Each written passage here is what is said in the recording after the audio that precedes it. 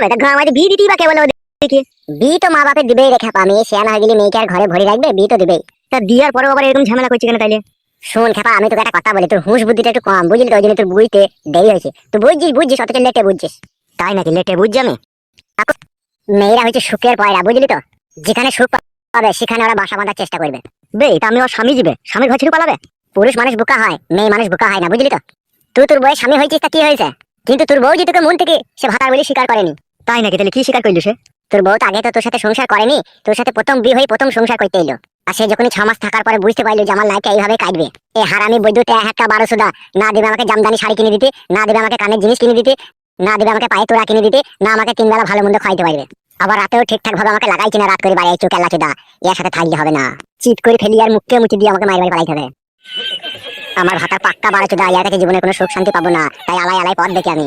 তাই মায়ের বাড়িতে এসে সবকিছু তার মাকে বলে দিয়েছে, মা তুই জামাই আমাকে জড়িয়ে ধরে রাখে করে না। পালাবে? মা তো আবার ওই সমস্ত কথা মেয়ে হয়ে বলতে পারে? তাহলে আমি তোকে মিথ্যে কথা বলছি নাকি? না তুই সত্যি বলছিস, তবু একটু ডাউট হয়েছে। এখন আমি কি করবো তুই বল? পুরুষের জাগ্রত লে আর শ্বশুর বাড়ি ফিরে যা, আর তাদের সমস্ত অন্যায় মাথা পেতে মেনে দেয়, তারা কোথায় কদ্দূর যেতে চাইছে তুই একবার দেখ। পথের দেখায় আমি পথে নেমেছি, হাই রে সুখের কলি আজও ফুটেনি, পরাণ কইলা বলো ভুইলা যায় না, সাকি রইল চন্দ্র সূর্য ছাইরা যামুনা, ছাইরা যামুনা। আসসালামু আলাইকুম শ্বশুর আব্বা। শালাকে না বা হাতে করে শালা ডান গালে চড় মারবো, চিনিস তোমাকে? গুদমারানি ভাই ফাদা কাবেলি ছোড়া কে শ্বশুর আব্বা তোর? গাড় পাকা মাঝে নাকি? কদিন আগে খেতে গেছিলি না, তাকে টাকা দিলাম, হাত থেকে তোর বউ টাকাটা নিল, মানে আমার শাশুড়ি। দাবার এসব কি উল্টো পাল্টা কথা হচ্ছে না? টাকাটা আমার পাইতে যাবে নাকি? কি ব্যাপার কি? ও বুকাচ্ছে এখানে কি করছে? এমএলএ সাহেবের মেয়ের সাথে কুকাজ করছিল না, মেরে খেতে দিল না।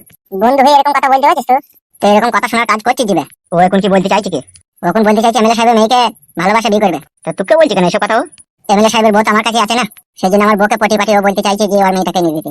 বে পটি পাটি কি বলছিস? আমি তো মেয়েটার জন্য কত মার খেয়েছি, কত গাল খেয়েছি, আমার বাবার উপরে কত অত্যাচার করেছি। আবার পটানো পটানো মানে? পটানো তো আগে থেকে আছে বে। পটানো তো আগে থেকে আছে, আমাকে বলা কি দরকার? এমএলএ সাহেবের কাছে চলে যা, বলগা বল তোমার মেয়েটাকে আমার হাতে তুলে দাও, তাহলে তো কোনো হেল্প করবি না। ও আবার কি হেল্প করবে? ও তো নিজের জানলেই ও ব্যস্ত। তুই যদি অত মেয়েটাকে ভালোবাসিস তো অত বিচলা পুরুষে চলে যা, সেখানে দিল্লি চলে যা। তুই কি বলছিস বল? আমি তোর কথা শুনতে চাই, আমি ওর কথা শুনতে চাই না। আমার কথা শুনলে আমাকে টাইম দিতে হবে, অত তাড়াহুড়ো করে বললে হবে না। তোর এই 2 মাস থেকে টাইম হচ্ছে না, আর তুই তোর বউকে বলতে পারছিস নাকি তোমার মেয়েকে লিয়া না এখানে? দেখেছিস ভাই তোমরা জোর জবরদস্তি করছে। কাদা টেনশন পেছু ছাড়ছে না ফাদা। আমি এখন কি করবো বল? তো তুই টেনশন না করে চলে যা শ্বশুর বাড়ি, আর তোকে যেটা বলে দিচ্ছি যা হবে তাই করে দেগে। ঠিক আছে, কালকে আমি এখানে বসে থাকবো, এখানে এসে যা বলার বলবি, ঠিক আছে? কি ঘটেছে কি না ঘটেছে। ঠিক আছে তাহলে আমি চললাম, দেখ যা।